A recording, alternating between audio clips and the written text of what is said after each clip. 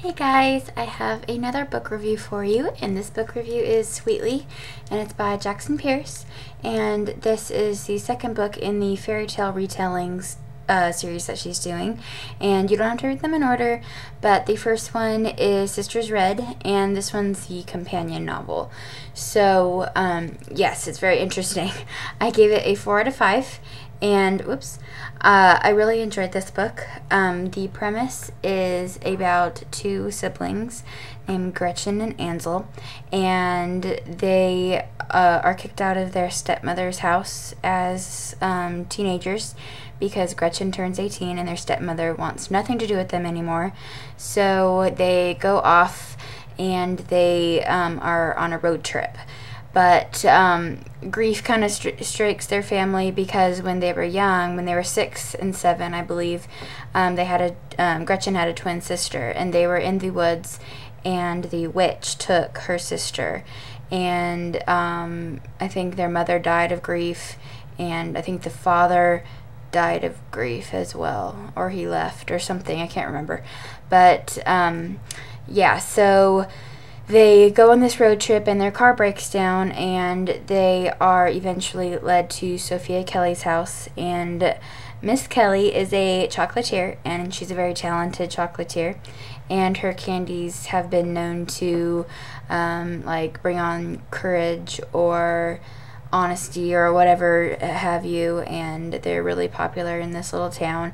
But this town is very small, and so there are prejudices and accusations, just like any other small town, and the Gretchen and Ansel have to deal with that as well as Sophia Kelly does. And it's just this mystery that Gretchen is trying to overcome with what happened to her sister, because she just disappeared and nobody knew where she was, and the disappearance of all these girls from the town that Sophia Kelly is kind of being accused of. And she just has to unwind this mystery about this chocolatier and this small town. And she, of course, meets the lovely Samuel, and Samuel is lovely. He really is. And so she kind of has to discover like what went on with that. Super good book. I loved the writing.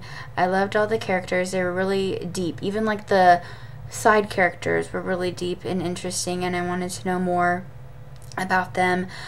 With that being said, I do wish there was more interactions between Gretchen and Samuel. I kind of felt like it was pushed off to the side and they just started to like each other, and they didn't really know why at first. And I felt like their dialogue was a little weird and awkward, but mainly because I just like Gretchen and Samuel, so that's probably why I'm complaining about it. But I really liked Ansel as well. He was a good character. He was very typical big brother, wanting to take care of everything and make sure that his little sister is taken care of even before himself. And I really enjoyed that. And I really liked Sophia Kelly's character, because you never knew if she knew something or if she didn't. Like, the creepiness of her was really good, and she wasn't creepy. It's just like the back of your mind that you know something's up but you don't know what. And the plot was really good. The mystery was really interesting. The Fenris, as always, it was nice to see them again. And so yeah, it was a really good book, really interesting. Like I said, the writing was really good.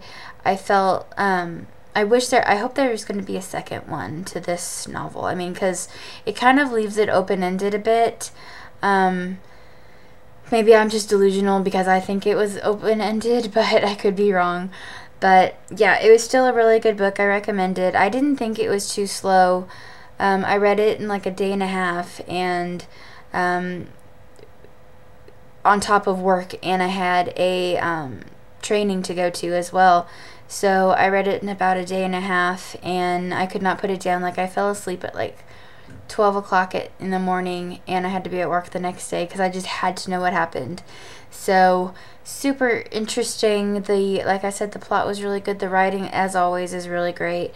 Her writing style is very easy, if that makes sense, because you start to read and then you realize that you've read like 2 chapters and the time just flies by because her writing and her style is so easy that it just flows.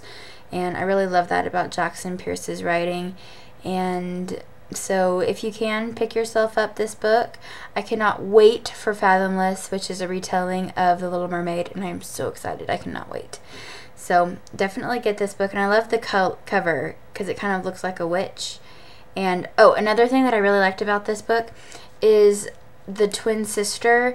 You don't know her name until the end. Like, it's almost like their grief is so strong that they can't even say her name without getting nervous or flipping out.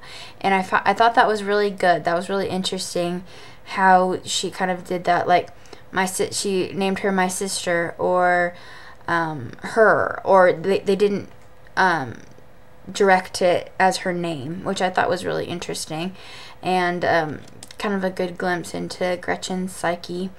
And this book made me hungry though, because all of the like yummy treats that she made, I was like, oh, that sounds so good. But definitely pick this book up if you have a chance. I really enjoyed it. So 4 out of 5 stars. Jackson Pearce, as always, is really great. She's one of my favorite authors, so I don't think she could write anything that's bad that I've read anyways. So pick this up if you have a chance, and you don't have to read Sisters Read before. So, although I do recommend it because it's really good. So, whoops. So that is my book review, you guys. I am starting The Iron Knight. I haven't done a book review yet because I'm hoping to go to the library tomorrow, so I'm kind of holding off on that. But I do have a little in my mailbox post on my blog if you want to see what I got within this week that I have not yet shared with you guys. So if you're interested in that, feel free to go to my blog. But yeah, thank you guys so much for watching, and I will talk to you soon. Bye.